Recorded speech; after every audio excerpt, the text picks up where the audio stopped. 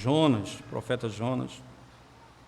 Estamos expondo essa sessão e voltaremos no segundo sermão dessa sessão do capítulo 3, Jonas, capítulo 3.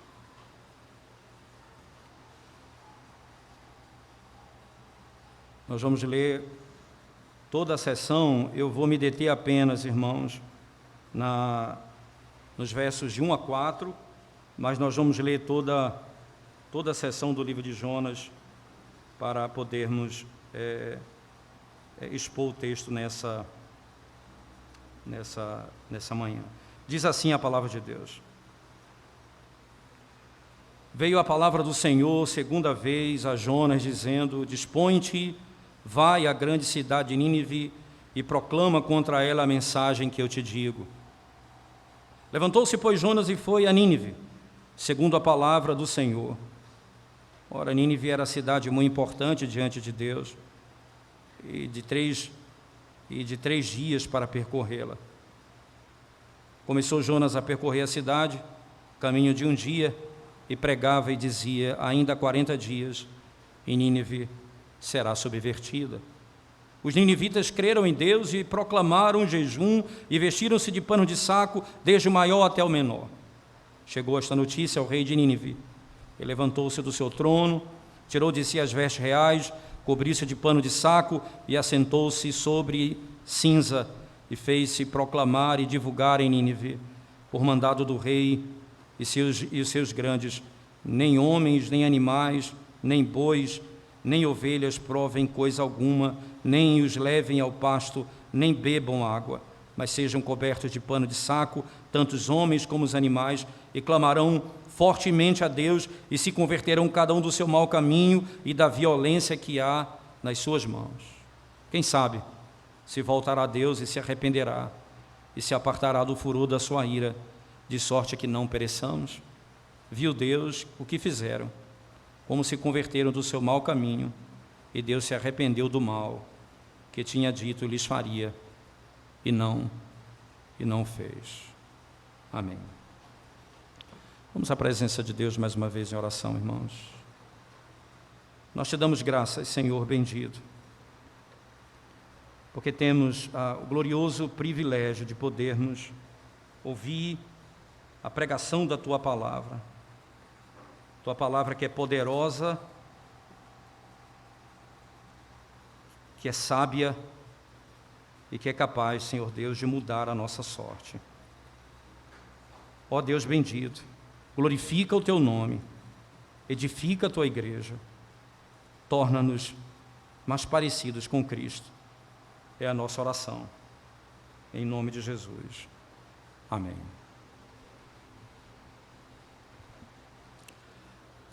Deus, irmãos, lida com o seu povo como um pai lida com os seus filhos. Quando ele peca, quando ele falta, quando ele erra contra a palavra de Deus, ele é disciplinado, o seu filho é disciplinado, lhe é dito as causas, as razões pelas quais ele cometeu aquele pecado e por que ele está passando por essas restrições ordenadas pelo Senhor. O pai, ele faz isso com a intenção inequívoca de alcançar o coração do filho, não simplesmente buscando fazer do seu filho alguém comportado na sociedade, mas com o coração endurecido. Tendo em vista que nós, como cristãos, nós não geramos filhos para povoar o inferno. Não adianta ter o inferno cheio de pessoas que são educadas, comportadas e que sabem falar, sabem pedir, sabem chegar, sabem sair. Mas qual foi o benefício que trouxemos aos nossos filhos, simplesmente acreditando que o comportamento externo deles seria o nosso objetivo? Mas o coração, é óbvio que o comportamento, o modo como ele se conduz é importante, mas o coração dele é importante. E o pai por saber disso e por lidar com o seu filho dessa maneira, ele sabe que ele não vai dar uma segunda chance se ele não revelar arrependimento, se ele não mudar de comportamento e seu coração não se deixe velar com clareza diante dos seus olhos. Mas como Deus produz a segunda chance? Como o Pai produz a segunda chance? Quebrando a soberba do filho, quebrando a estutícia, quebrando a vaidade do seu coração. E às vezes, até mesmo com vara, se necessário. Mas o grande ponto aqui é que o próprio Deus, como nosso Pai, ao lidar com Jonas, Ele vai trazê-lo de novo ao lugar para onde ele foi convocado para estar e não foi por vontade própria. Então Deus o disciplina e vai trazê-lo ao lugar que ele deveria ter ido. Mas não basta apenas, irmãos, ir ao lugar que deveria ter ido, não basta apenas chegar lá, é necessário agora ter um coração quebrado. E é por isso que no sermão de domingo último, quando expomos o livro de Jonas, nesse capítulo 3, o nosso foco foi mostrar como Deus, equipando Jonas para ser um pregador do Evangelho da Graça, primeiro vai quebrar o coração de Jonas para que ele tenha compaixão dos ninivitas.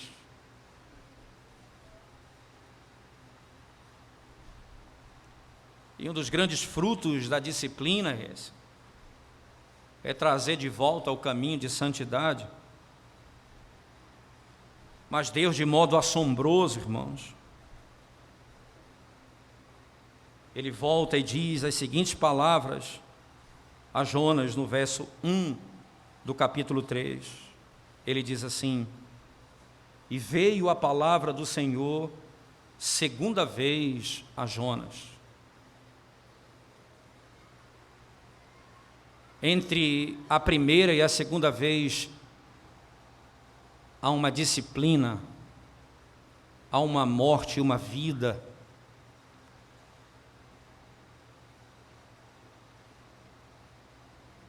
As misericórdias de Deus, irmãos, elas são infinitas, porque em Cristo Jesus elas nos foram concedidas. E a segunda vez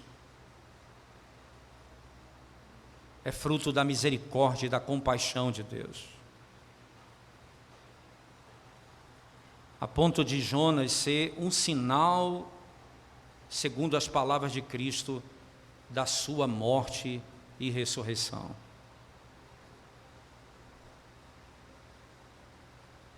Mas como Deus vai lidar com o coração de Jonas? O que Jonas fez na primeira etapa? Desobedeceu a Deus. Os marinheiros obedeceram, o grande peixe obedeceu quando o engoliu e quando o vomitou, mas Jonas ainda não havia obedecido. A primeira grande mudança que nós já vimos foi Deus fez de Jonas um homem de oração.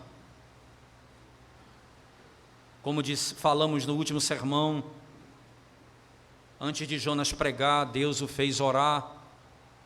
O capítulo 2 começa dizendo: Jonas orou ao Senhor. E o capítulo 3, Deus chama Jonas para pregar. Mas você vai orar porque você está quebrado, você está moído, porque você não tem forças, porque você não tem mais esperança em você mesmo. E você não vai simplesmente falar, você vai expressar os anseios da sua alma. Livra-me da morte, Senhor. Mas o texto é tão glorioso porque, irmãos, o Senhor nos leva para abismos tão profundos.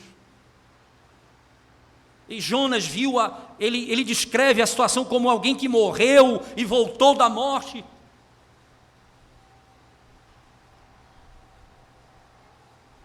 E Deus, ao falar com Jonas agora, vai e fala ao povo, e lhe diz pela segunda vez. Isso é uma forma declarada de que Deus se reconciliou com Jonas, e que Jonas estava reconciliado com Deus. Ele retoma o seu trabalho, ele retoma a sua vocação, ele retoma aquilo para o qual ele foi chamado. Ele foi tirado por um tempo do seu serviço. Lembre-se de Davi, quando cometeu o pecado do 7º mandamento, quando maquinou a morte daquele que era um homem fiel a ele. Os comentaristas, Matthew Henry, particularmente no Salmo 51, vai dizer: Davi não conseguiu escrever um único salmo naquele período.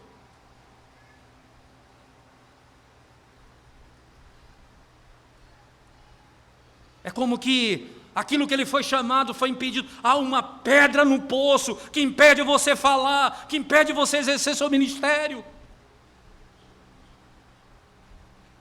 Oh, irmãos, quantas vezes, pais, vocês se sentem assim? Parece que perderam a condição de ensinar os seus filhos. Parece que perderam a condição de instruí-los diante das suas fraquezas, diante dos seus pecados. Parece que não há força.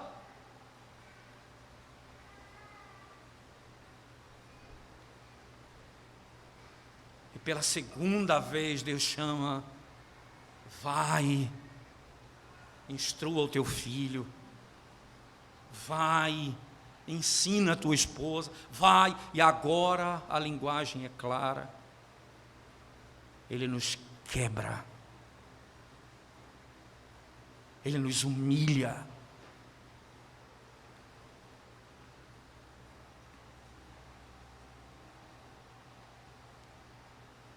Agora vai e prega. Você imagina, você que é um cirurgião, e por causa de uma enfermidade você é impedido de operar.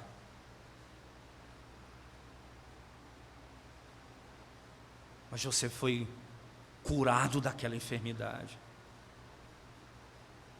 E aquele seu trabalho é como se Deus estivesse dizendo, pela segunda vez, faz o teu trabalho.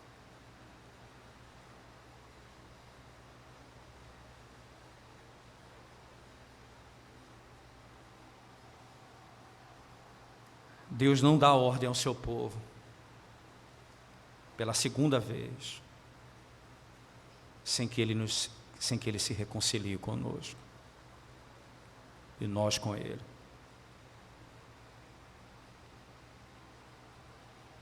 Mas a desobediência agora é tirada e Deus dá aquilo que é próprio de todo servo. Vou te dizer o que você vai falar. Porque no verso 1 do capítulo 1, veja as palavras que diz: e veio a palavra do Senhor a Jonas, filho de Amitai, dizendo: levanta-te, vai à grande cidade de Nínive e clama contra ela. Sabe por quê? Porque a sua malícia subiu até a minha presença. Agora, veja as palavras e as mudanças e os detalhes da mudança. Ele diz: levanta-te, vai à grande cidade de Nínive. E aí a tradução que eu prefiro, que a nossa tradução coloca e clama, né? E prega contra ela a mensagem que eu te digo. Você vai falar o que eu te ordenar. Você não vai falar os seus próprios pensamentos. Uma geração como a nossa, segundo o capítulo 1, verso 1 e 2, a malícia, a maldade em Nínive chegou a Deus, a violência. Quando lemos o capítulo 3, no arrependimento que o rei proclama, ele diz: cada um abandone os seus pecados e abandone a violência das suas mãos.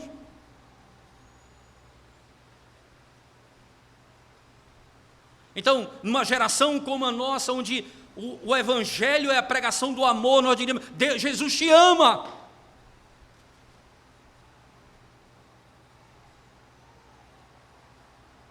Jesus te ama. Então, se Jesus me ama, Ele está feliz no modo como os ninivitas estão vivendo. Se Jesus ama, então Ele está alegre no modo como vocês estão andando.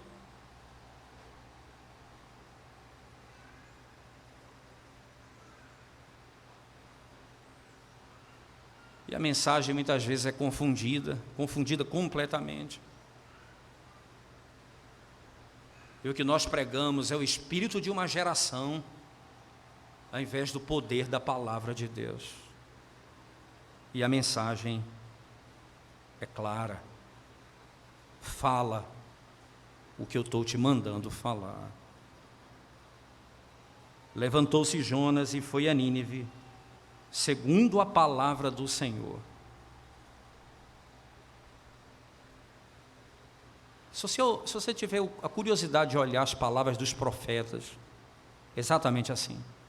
Por exemplo, não precisa ir muito longe.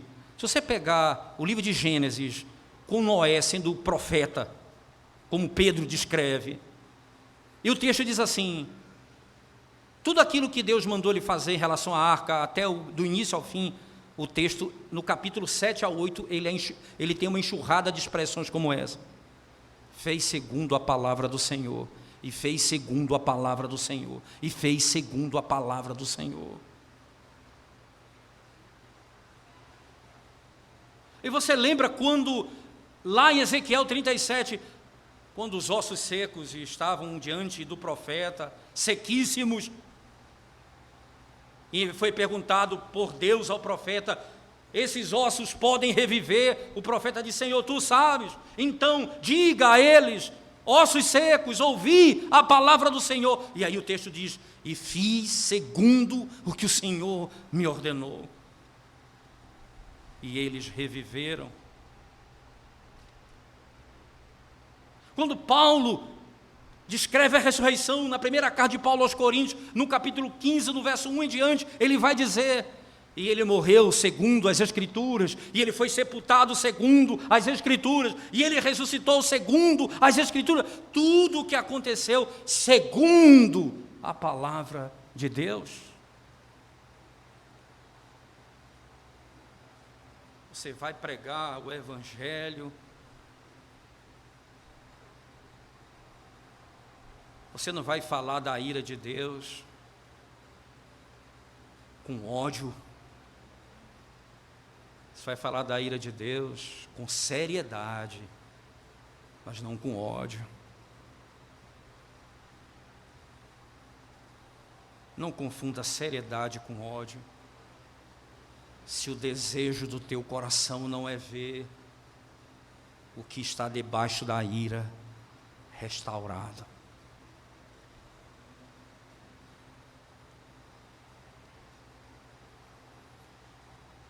E muitas vezes nós falamos assim acerca dos pecadores, como quem deseja o inferno para eles. O inferno é consequência do caminho que eles vão trilhar, não do desejo do meu coração. O desejo do meu coração é que, ao falar a verdade, eles se arrependam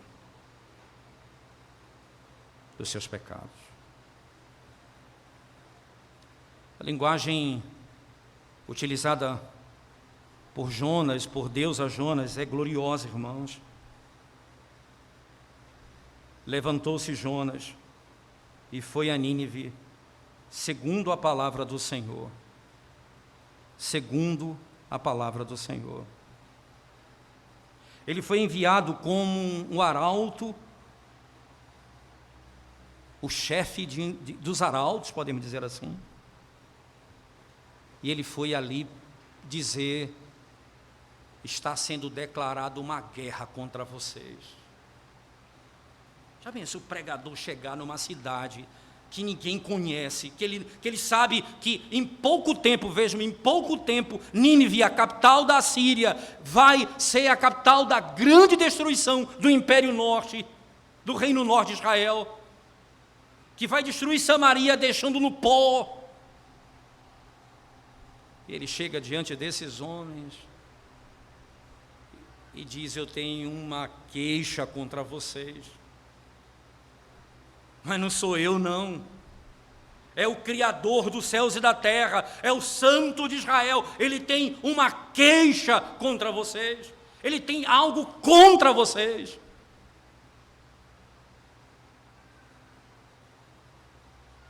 Eu vim dizer que o Todo-Poderoso virá em 40 dias destruí-los.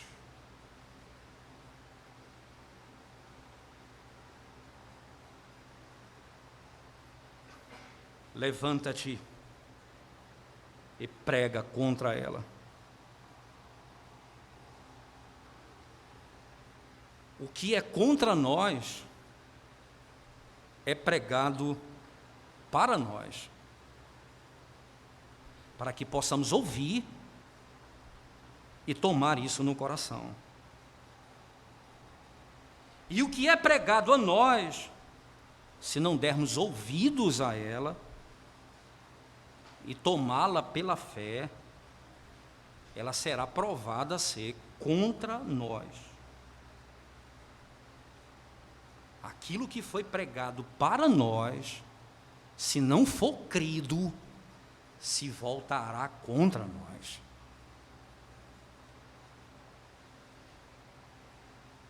É pregado dia após dia, domingo do Senhor, após domingo do Senhor, sobre a graça do Senhor, sobre a misericórdia do Senhor, sobre o poder do Senhor, sobre a santidade do Senhor.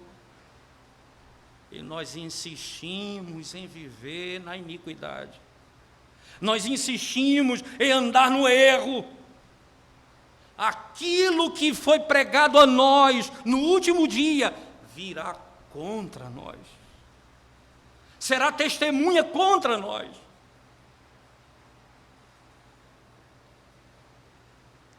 Vocês ouviram e não atenderam a minha voz. Assim foi Jonas para Nínive. Ele foi pregador para eles, para que eles soubessem o que Deus tinha contra eles. E se crescem, não se voltaria contra eles. Eles seriam salvos. Ora, irmãos, que mensagem dura. No verso 4, e começou Jonas a entrar pela cidade a caminho de um dia, e pregava dizendo: ainda 40 dias, e Nínive será destruída.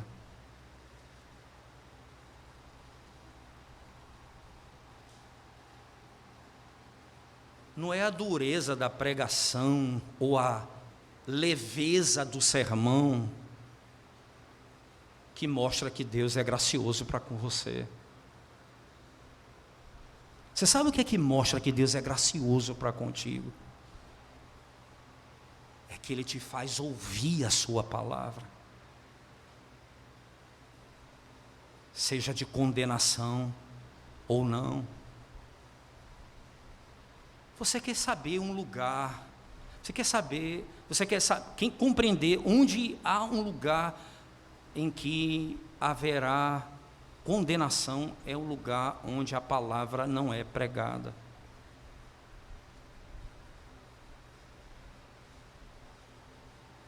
Porque você não sabe o que Deus mandou te dizer.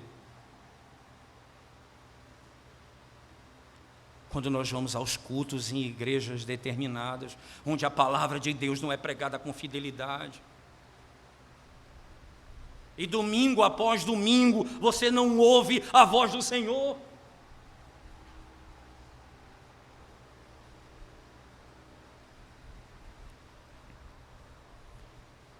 quando ele disse a Jonas: prega a Nínive, dizendo, em 40 dias a cidade será subvertida. Ali ele revelou a intenção graciosa, pelo tempo que ele determinou. Ele intencionou fazer brilhar a luz onde as trevas imperavam.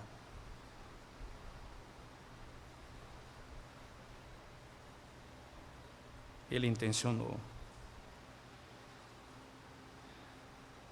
Preste atenção no que eu passo a lhes dizer nesse momento particular. Deus sabia que Sodoma e Gomorra, que Tiro e Sidom, se eles tivessem os meios, se eles tivessem ouvido e visto a grandeza de Deus, eles teriam crido, eles teriam se arrependido. Lá em Mateus capítulo 11, verso 21 a 23, preste bem atenção no que diz a Escritura Sagrada. Mateus capítulo 11, versículo 23, 21 e 23. Vamos ler, na realidade, do 21 ao 23. Diz assim o texto sagrado. Mateus capítulo 11.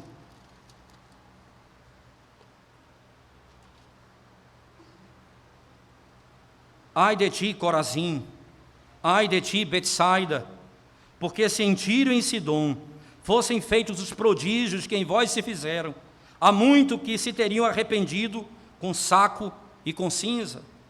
Por isso eu vos digo que haverá menos rigor para Tiro e Sidom no dia do juízo do que para vós. E tu, Cafarnaum, que foste erguida até o céu, serás abatida até o inferno, porque se em Sodoma tivesse sido feitos os prodígios que em ti se operaram, teria ela permanecido até hoje. Deus revela a sua misericórdia ao fazer conhecida a sua vontade pela pregação. Sodoma e Gomorra não viram, Tiro e Sidom não viram.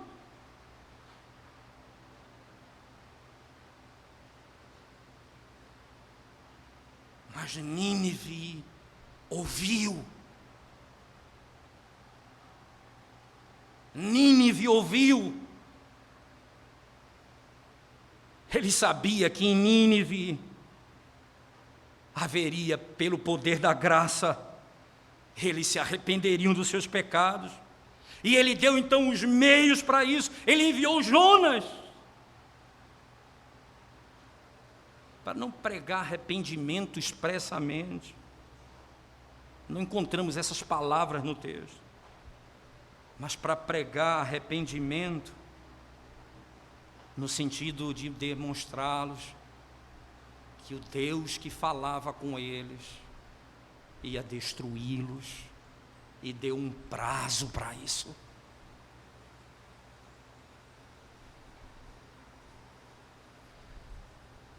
Ao dispensar seu favor, dando os meios de graça, irmãos, a uns e não a outros, o Espírito da graça a uns e não a outros, ele age pela prerrogativa e por sua soberania, que está nele apenas.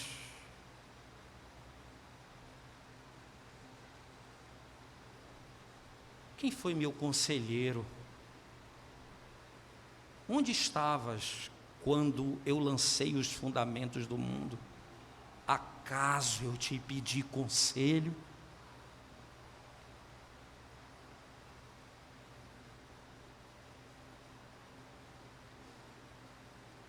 Igreja do Senhor, vocês são especiais para Deus, porque vocês têm o privilégio de ouvir a pregação do Evangelho.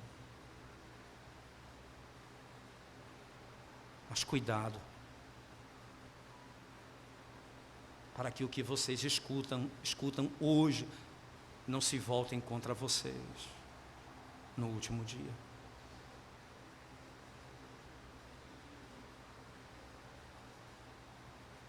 Não se voltem contra vocês no último dia. A ira, o pecado deles chegou a mim. E ele chega a Tarsis para anunciar isso. Desculpa, ele chega a Nínive para anunciar isso. A mensagem não foi alterada. Deus não disse, tu vai pregar uma mensagem mais leve, não. Ele deve pregar a mesma palavra. Anuncie o que eu vou te dizer.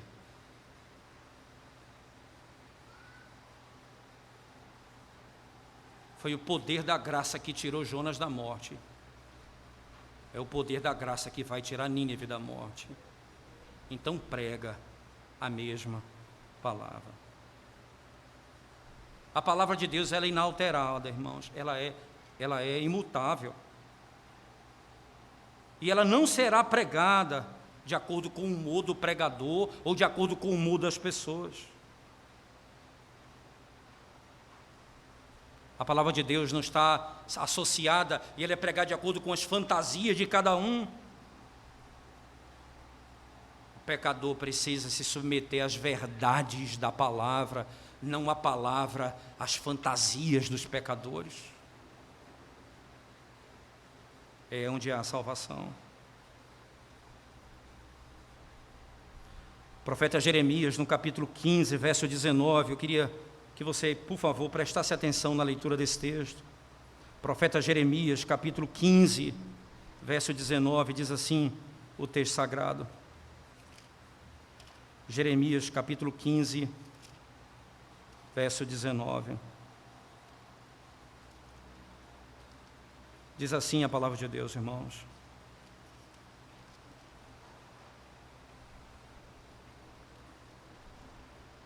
Portanto, assim diz o Senhor: se tu voltares, então te trarei, e estarás diante de mim, e se apartares o precioso do vil, serás como a minha boca. Tornem-se eles para ti, mas não voltes tu para eles, no mesmo. E eu te porei contra este povo como forte muro de bronze, e pelejarão contra ti, mas não prevalecerão contra ti, porque eu sou contigo para te guardar, para te livrar deles, diz o Senhor. Aqui o Senhor convence Jonas na linguagem textual. Eu vou contigo, prega contra eles essa palavra. Imagina o Senhor dizer, o Deus que tirou ele da morte, o Deus que tirou ele da boca de dentro de um peixe 3 dias e 3 noites, o Deus que o vomitou na praia, o Deus que o fez sair da morte, agora ele sabe em quem ele pode confiar. Ele vai pregar a um povo que é violento. Eu vou estar contigo, prega o que eu estou te ordenando. A pregação que eu tenho para você pregar nesse lugar, ela vai juntamente comigo, porque quando você fala o que eu te ordeno, eu estou contigo. Você será um muro, eles vão pelejar contra ti, e o pior inimigo vai ser vencido, que é o pecado. Jonas vai, ele crê naquilo que Deus ordena, ele vai entregar a mensagem como Deus ordena. Por que Deus faz assim? Para que a sua salvação e a sua pregação dependa exclusivamente de Deus. Jonas depende de Deus para pregar e para viver. Essa era a esperança de Jonas, como descrito no texto sagrado. Quando ele chega em Nínive, irmãos, ele encontra uma paróquia grande para ele pregar. Ele é pregador de uma cidade. Na cidade de Nínive, o texto diz no verso 3 que a cidade era muito grande. 3 dias de caminhada. Alguns chegam até a descrever, irmãos, como 3 dias de jornada, como sendo alguma coisa em torno de 90 quilômetros a cidade para se caminhar. Imagina então que era uma cidade de um bom porte. E ele chega lá e em um dia ele vai se aplicar ao trabalho imediatamente. Ele entra na cidade, ele não vai descansar, ele não vai entrar, o texto não descreve que ele foi procurar um lugar para repousar, ou então para se lavar. Depois de chegar ali, ele imediatamente passa a pregar a palavra de Deus como ele havia ordenado. Ele tinha direção e ordenança divina para fazê-lo. Quando nós pregamos aquilo que Deus ordena, nós temos a segurança que nós podemos até orar para que Deus abençoe a pregação. Mas se nós não pregamos conforme Ele ordena, como eu posso orar por aquilo que Deus não me mandou fazer? Essa cidade vai ser destruída,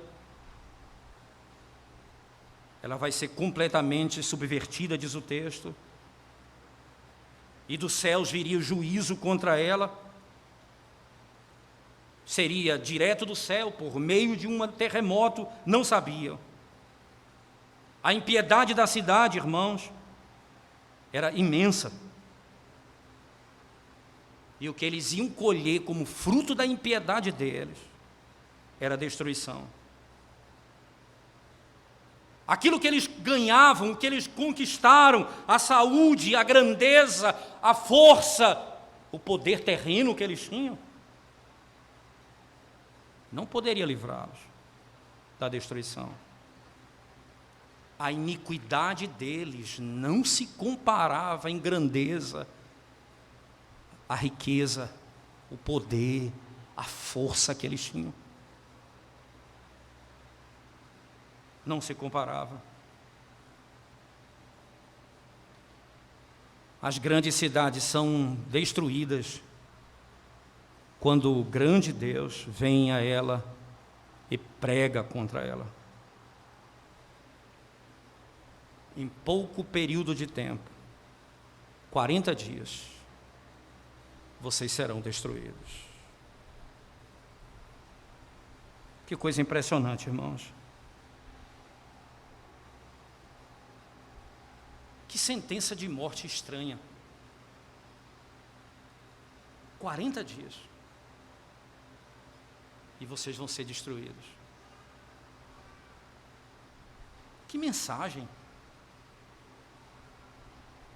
Se não houver misericórdia aqui, onde haverá? Porque às vezes, diferente daqui, o Senhor fala conosco: arrepende dos teus pecados, todo domingo, abandona a tua iniquidade, foge do teu pecado. E você ouve, e faz ouvido de mercador, você ouve, até que de repente vem a destruição. De repente. E quando ela vem,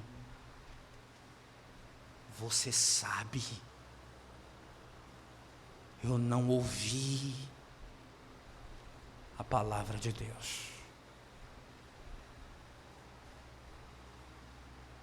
Mas perceba como Deus é longânimo e tardio em irar-se. A iniquidade dos ninivitas, irmãos, clamava por vingança. E era para ser destruídos ali imediatamente. E ele disse 40 dias. E não passaria de 40 dias.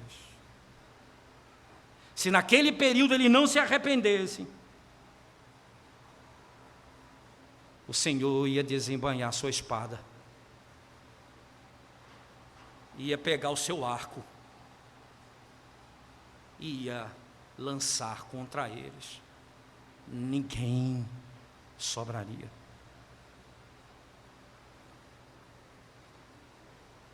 Quarenta dias é um período longo para alguém se desviar do julgamento.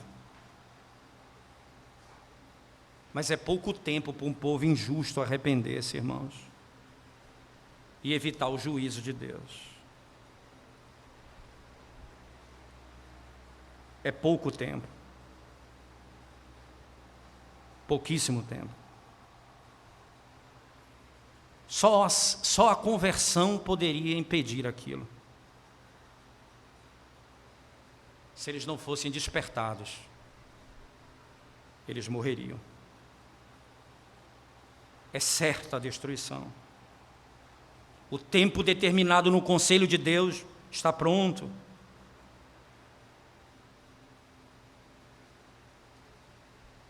Mas veja a diferença dos ninivitas para nós. Preste atenção nisso. Nós não sabemos se vamos viver até o final do culto. Deus disse aos ninivitas, 40 dias. Que preciosidade! Eu não sei se eu estou vivo amanhã.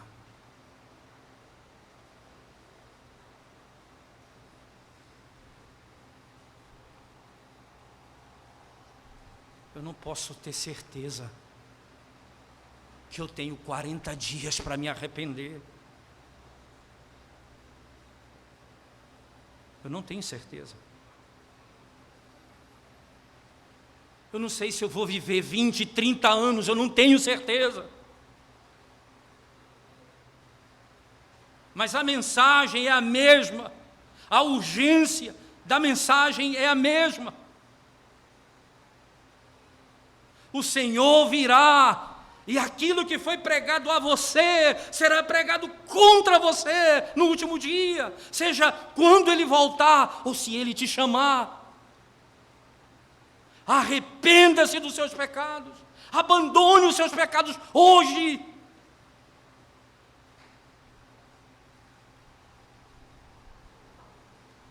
Talvez haja esperança para você.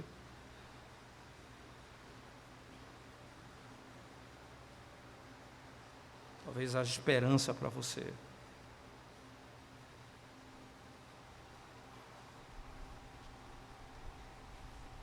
E nós prometemos a nós mesmos, amanhã eu vou mudar, segunda-feira eu vou abandonar. Promessas que Deus não fez a você, que Deus está falando a você hoje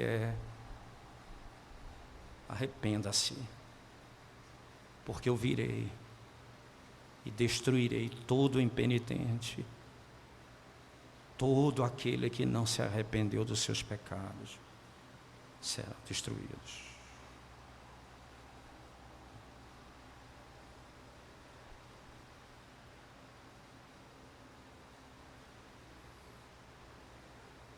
Muitas vezes recebemos sentenças em diagnósticos de enfermidade. 2 anos, 1 ano, não passará de 6 meses.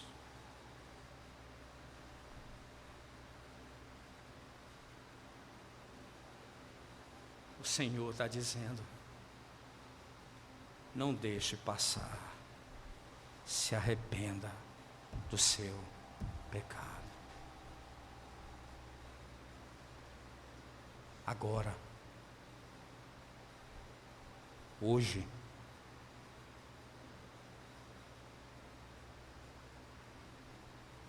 os ninivitas tiveram 40 dias.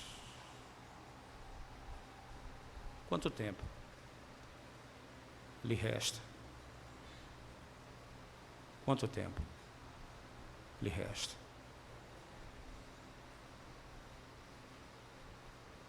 Mas eu não posso encerrar sem te dizer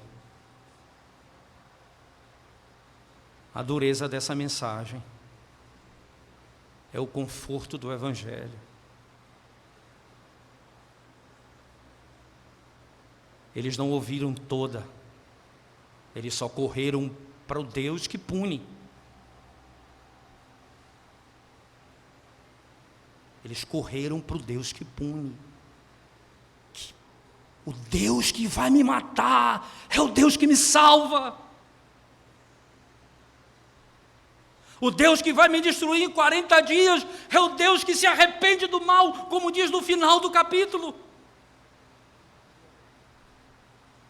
O Deus que diz que vai me exterminar é o Deus que matou seu filho na cruz do Calvário. Como a mulher, a prostituta Raabe, lá no livro de Josué, eu ouvi falar sobre o teu Deus, e esse teu Deus, ele é terrível, ele vai à frente de vocês, e ele destrói os inimigos, e ele não tem misericórdia de ninguém, e ele vem à frente. E ela disse: me protege, eu quero me guardar nesse Deus de vocês. Que mensagem gloriosa, porque só Deus pode te livrar dele mesmo. Porque só Deus pode te livrar dele mesmo, porque o teu pior inimigo não é o mundo, não é o pecado, é Deus. Esse é teu pior inimigo, porque se ele se volta contra ti, ninguém pode te livrar. Mas se ele for por você, ninguém poderá ser contra você. Essa é a lógica da revelação. Se esconda nele. Que mensagem! Nínive, eu vou pregar sobre um Deus que vai te destruir. E eles correm para ele: me proteja, me socorra. É porque é na cruz que essa glória se revela. O Deus que mostra a sua ira contra o pecado é o que mata o seu filho sem pecado. Sem pecado. Para que ele seja a condenação do pecado e o livramento para o seu povo. É nele, em Cristo somente, que eu sou protegido.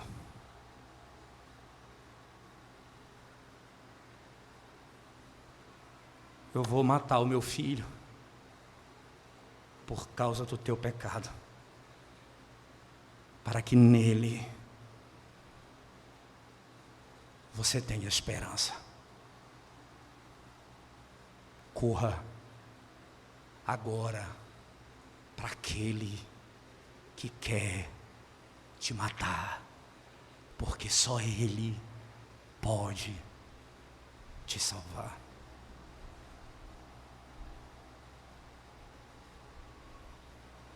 Vamos curvar nossa cabeça e orar ao Senhor. Senhor, Deus Todo-Poderoso e cheio de majestade, a Ti, Senhor, seja a glória pelos séculos dos séculos. Que o poder do Teu Evangelho fale ao nosso coração nessa manhã,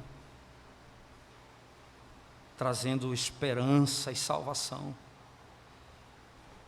redenção, Senhor Deus, pelo amor do Teu nome.